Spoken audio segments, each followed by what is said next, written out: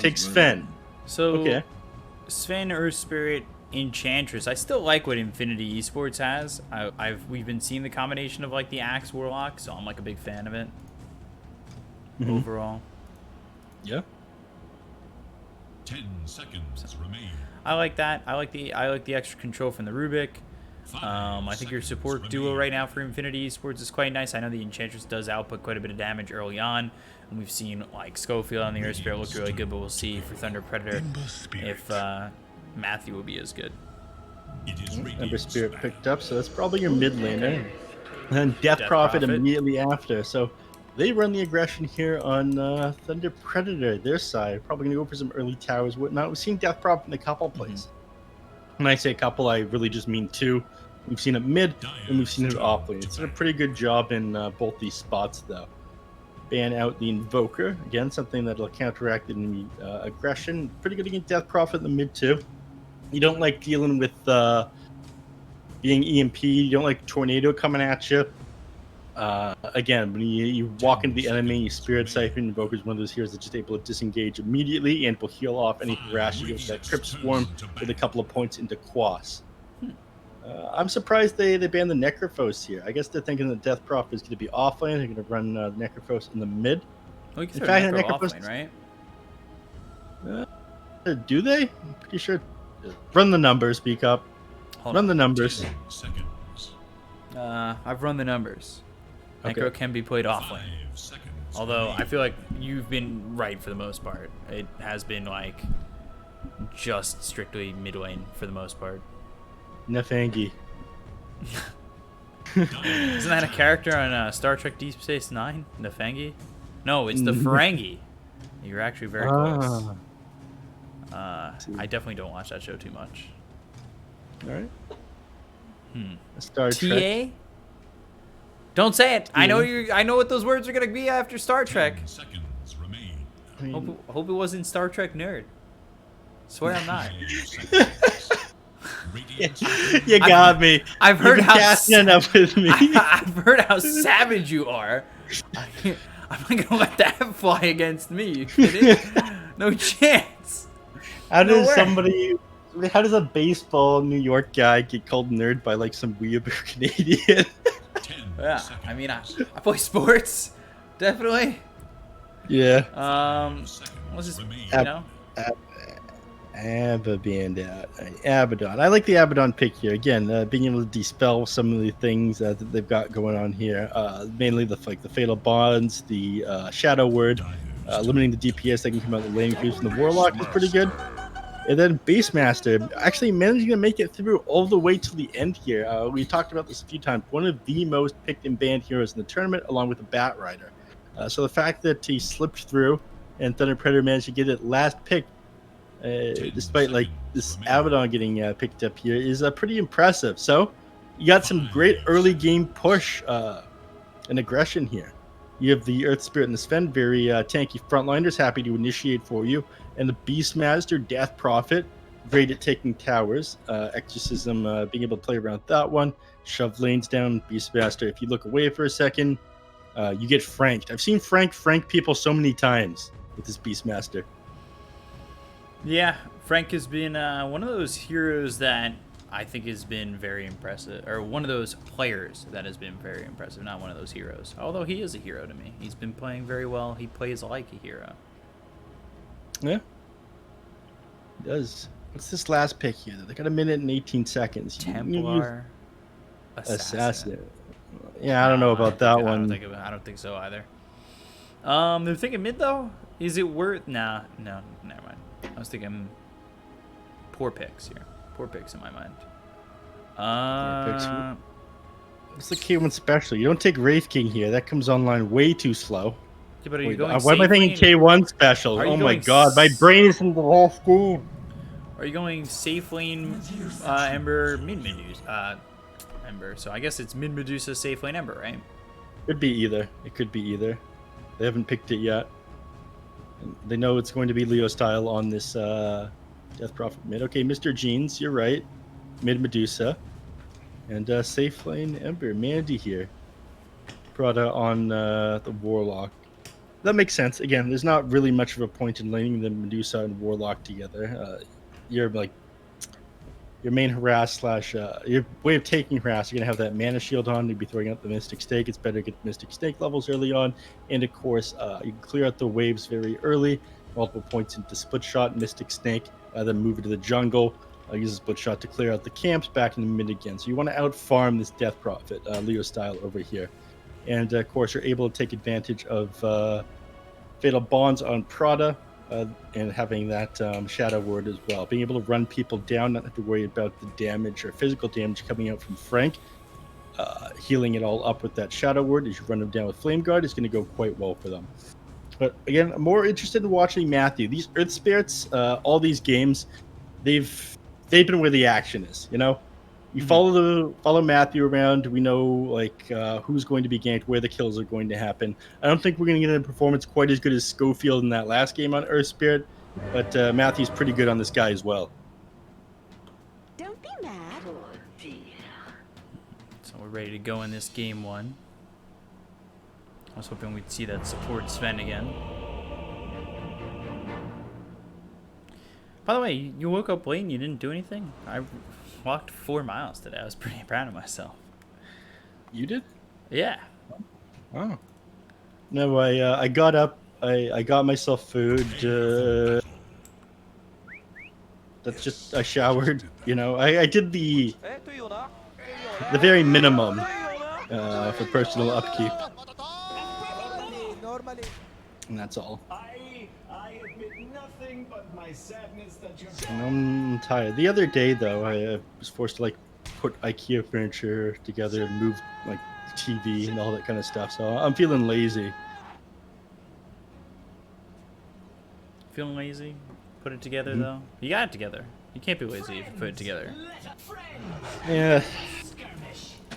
Supposed to be like the handyman around here. I don't feel that handy, though. Yeah, I've been doing a lot of that.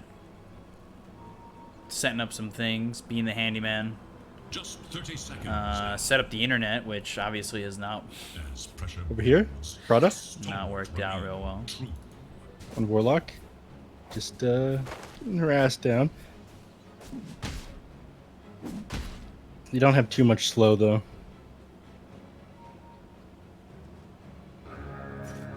Wait, did they not? The enchant came out.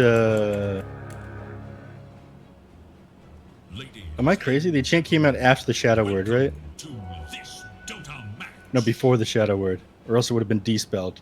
And it would have done a lot more damage to him there.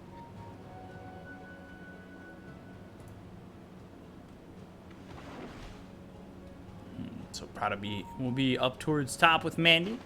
With this safe lane Ember, we've only seen a handful of times. For the most part, we've seen it mid. Mid will be the Medusa for Mr. Jeans. Mr. Jeans has impressed me, and so is Leo Style. I know you said Leo Style better than Chris Luck. So, Leo Style, definitely. I think he's the strongest mid out of South America right now. And people keep adding me, but he keeps doing really well. Mr. Jeans has done all right this tournament. The last series that he played in, he didn't do too hot in. But his performance has been pretty good. top lane Frank, we'll see how he performs up against this Ember. He's paired up with Matthew, but we'll see if Matthew drags or if Matthew's going to make some early rotations, maybe at the 4-minute mark. We'll see him move around. I sound like a broken record at this point talking about this time and time again, but there's two ways to play like your position 4 in the off lane. Is you can harass down the enemies, do tons of damage, or you can play with the creep wave and with the enemies trying to pull and aggro. Earth Spirit's not that great at harassing the enemies. Of course, he's melee. He doesn't really have spells to spam out onto them. What he can do there is limited. He's got his boots in his backpack. Oh, this is intentional. I think he wants the creeps to be able to follow him better. Interesting. At least I hope it's intentional. I'll just to go with the assumption that it is. Also, Benjez on this axe, he's been very much preferring playing this axe. We've seen him on it quite a bit. And I think we've seen both sides of the coin with him on this axe. So, like, him having, like, an amazing start, going into that Blink Dagger very early, or honestly, even him having an abysmal start. And I think when he has an abysmal start, things start to fall apart all over the map because he's been quite the playmaker for Infinity. Yeah. I think securing him the early farm, helping him get that Blink Dagger as quickly as possible is super important for Team Infinity. His health's dropping a little bit low, but he does get salved up. He's got his first Bracer. Once he's level 3, he'll probably be happier sitting underneath the creep wave, trading with the enemies under the wave, getting the counter Helix onto Sven. Sven is one of the better heroes at dealing with, or better melee heroes at dealing with it. And of course, Enchantress is quite good against the keeping that distance, being able to do that pure damage with the impetus. And of course, if you get a good creep to enchant, oh my god, I'm stroking out here. Like Harpy Stormcrafter to spam that on the axe, keep his HP low, keep your safe laner nice and healthy. Mid lane, Mr. Jeans is already dropping pretty low on mana, and he had to invest points into his mana shield and leave it on. Gonna have to send himself out. But he's got Salve, Mango, Wraithband. Mr. Jeans. Hello. Salve, Mango, Wraithband? Yeah. This is such a rough start for him. I mean, he does have this advantage that I was talking about, being able to quickly... Oh, top lane. Matthew dropping very low. He might just die to Fatal Bonds here. Is it enough? TP attempt. Oh! Gets out. It was close. It was It's close. actually interesting that he went north on that, too. Because he'd have to walk. If he took one more hit there, he's just dead. And of course, TP's out any later, he dies too. If you die while you're TPing home as well, you kind of ruin the lane for Frank over here. Of course, they know that that's going to be on cooldown at the moment, so they can play a little bit more aggressive. Leo style playing aggressive on his own right. He might just take down Mr. Jeans. He activates the mana shield, make him a bit more tanky. He's got Fairy Fire. Mandy, first blood should be here. Frank gets first blood, then Mr. Jeans dies under the tier 2 tower. This is why I need a full production setup. I wanted just the split one screen. Camera. Yeah, if I had the split screen. You know You the one that they're splitting it 3 ways in some of these tournaments, and everyone was going 3 screens, 2 eyes sort of deal? Yeah. I feel the exact same way. I'd rather just see one screen. I don't care how I miss a kill at that point. No. It becomes too much. I'm overwhelmed. I caught first blood, so I guess I'm happy with that. That's the important one. But that's 2 kills for Thunder Predator, and Benjaz, his lane's not going poorly at all. He's 30-2. Like, he's having a good time so far. He's happy with that, but he really needs the map around him not to fall apart. Yeah. Speaking of things that people really need, this Medusa really needs boots. You go this double Wraithband build. Ooh, that's fine. Ooh, over here. End up going down on the Rubik, unfortunately. He was trying to contest bounty runes. It happened very fast. Oh, and they're going to spot this stack. That's pretty important. So knowing that stack's there, especially when you've got a Sven on your team, when he can get 6, they might even try to contest it right then and there. Meanwhile, mid, Mr. Jean's getting chased. They use Exorcism. Impetus out of mana, being chased. Shadow Word's just not going to be enough. Leo Style gets the kill. They go after Ray kill as well as Prada. So much damage onto Prada, and now they look at Ray kill. He's dead too. Triple kill for Leo Style. And about to add insult to injury. They use Fortify right here, but it is early. And of course, they're going to take down this catapult. Have the catapult under the enemy tower with Exorcism still up. All right, it's about to expire. Let's do a couple of damage with it here, but this is going to go to at least half HP, maybe even lower than that before enemies come. You are losing so much on Infinity. Mr. Jean's getting bodied right now. You can't have your Medusa falling in lane like this. He needs to be somebody who can just sort of sit in tower and survive. They're committing like all their heroes down into mid lane. She's still going down. These boots came out too late, and I feel like that was one of the biggest issues. Mr. Jean's just gonna die again. Boy. Spirit Siphon rolling Boulder with the Boulder Smash. They kept MJZ close. Impetus shots come in. Fatal Bonds don't even matter for them. And I'm surprised. It looked like they were leaving that kill for Leo Style, but ends up giving it to MJZ, which is fine. I think giving kills to your Enchantress and giving gold to your Enchantress is something we saw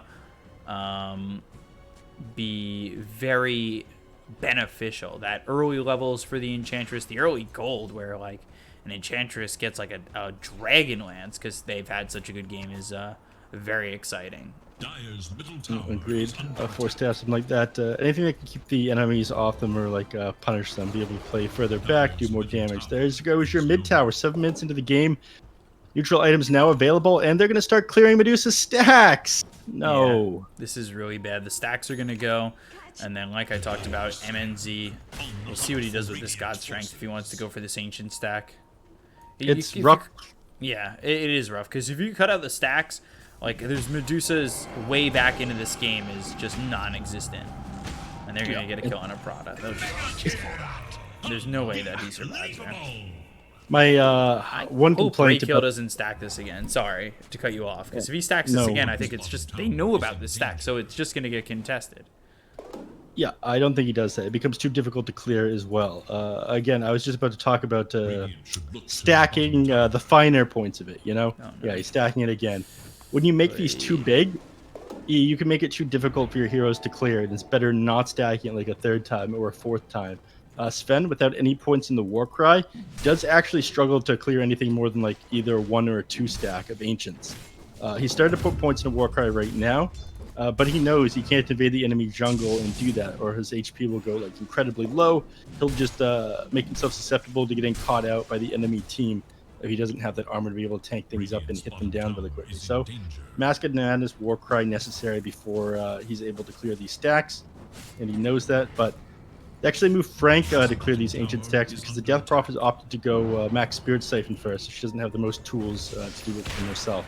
Accident's gone on the bottom lane. Benjaz gets hit, and now Rolling Boulder stops the TP, so he'll end up dead. And we've got 3 heroes down here. Again, the question becomes, do you commit? And when do you commit to try and go for these stacks? I just don't think you can give these up to the Medusa. And maybe they're waiting for the Medusa to be doing them to go for them. But knowing that you have the vision here and giving up these stacks would be, to me, ill-advised. Let her soften them up for you. I mean, I didn't know that you can just Mystic Snake the stacks like that. Again, every single Ancient creep here seem to have mana. So, of course, you go back up to full with your Snake, other than, of course, these Ancient Black Drakes. But here we go, Sven. Yeah, this is pretty big. And 5, almost 6k net worth up. All Medusa did was soften up the camps for the Sven and put them in position to take this tier 1 bottom tower. They want to be down here anyways. Mandy, Geomagnetic Grip.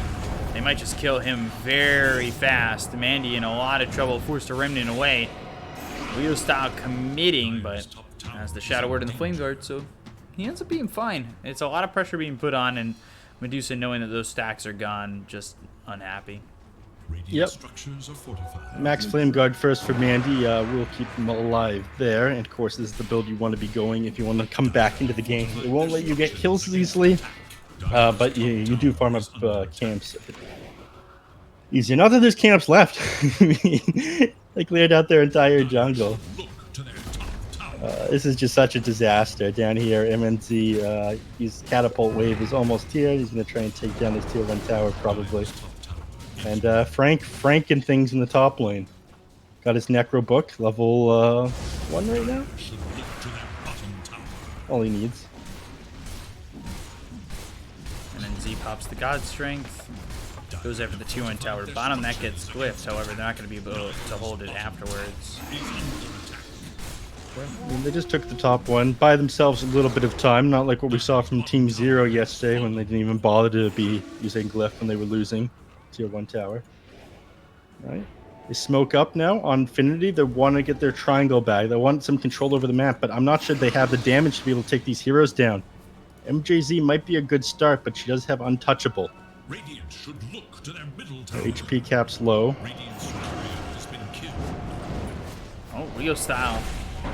Chaotic Offering used, and they'll steal the Spirit Siphon. This is not an easy kill at all. Stormhammer comes out, that lands on a Raykill. They've got the silence out of the Ember Spirit, so they get the kill on Mandy. They look over at Raykill, who's trying to survive with the Spirit Siphon, doing well at staying alive. There's Boogie Knights over here. They tip him. You know, he managed to get the Spirit Safe onto absolutely every hero. It was pretty hard to bring him down, but, you know, as close as he was to bring down MJZ, he does die. Yeah, he was They end up doing the little disco. Staying alive, you know? Yeah. Staying alive. Sorry. I had to get that out. It was Fine. burning inside. Sometimes it's boogie time. Yeah, I mean, it really is. You can't tell by the way I steal your spells. My name is Rubik. And it's time to walk. You gotta help me get a little bit better at this improv thing. You're showing me up. I'm really bad at it. MJZ placing a ward down. And Matthew spots Mandy as well as Prada. I wouldn't be surprised if they just chase for this. They look over at Prada. Boulder Smash comes in. Crypt Storm gets the kill. Two-man Stormhammer with a God Strength. Ray kill. Not surviving this time, and neither does Mandy. 9K lead for the side of Thunder Predator. They're diving behind their tier 2 towers. We're 12 minutes into the game. This feels hopeless. How do you come back to the game? What is your Medusa going to contribute? That TP a lot faster than I thought it was. Time kind of slows down when you see, you know, ways to get your TP stopped. Yeah. Does manage to get out of that one, though. He's got the Mask of Madness. We've seen Medusa's farm up so fast with this item the last couple of days, but this one, it's hit a little bit different. Only 4.8k to the 6.4 on Death Prophet. And again, you're on a timer now. When the enemies control your map, when they've got Exorcism, when they've got Frank with Necronomicon almost have the Vladimir's offering. They're looking to trap you in your base to end this game as early as possible. I just realized, by the way, it's 14-0. It is 14-0. They have nothing. Geomagnetic Grip. Oh my gosh, Mandy's just dead. All right, that was a bit much. Primal Roar was not needed there. Frank, but they'll take do your boy like that. 15-0, about to be 16-0. Stone Stormhammer, all right. A little Rubik throwback, but Stormhammer Benjaz, and then the Rolling Boulder comes in on a Ray kill. Sweet 16, and now you're 17. Life comes at you fast, as they say. About to be 18-0. Matthew like, I'm not dying. It's okay. I'll hide in the trees. It's falling apart, and again, I feel like this all comes down to this Medusa. You pick this hero to kind of be a rock in the mid lane, not go down, just kind of hold the tower, and the opposite of that happening. He's getting dived into his tier 2s, Dio style, put those boots of speed right away and just started running him down. I think he went through too much of his men at the start, and things just fell apart for him after that. Frank is Vladimir's offering complete. See what he tries to pick up next, but this allows him to play even more aggressive. The extra damage, the lifesteal for everyone on the team. Oh, Benjaz with Blink Dagger. First one, first kill. There it is. They're back in it. 18 unanswered kills until that point. Well, I guess 17. Exorcism used. Now the silence. It's not looking good. Call won't matter. Steals Spirit Siphon once again. Prada, though, dead anyway. Mandy and Raykill do escape just by the skin of their teeth, but Mr. Jeans, he might not be so... He doesn't have a TP. He does not have a TP. No. Radiant going the wrong way. Going the wrong way. They gotta get through this maze. Mr. Jeans courier there. He'll never get out of this maze. Oh, Mr. Jeans, you'll never get out of this maze.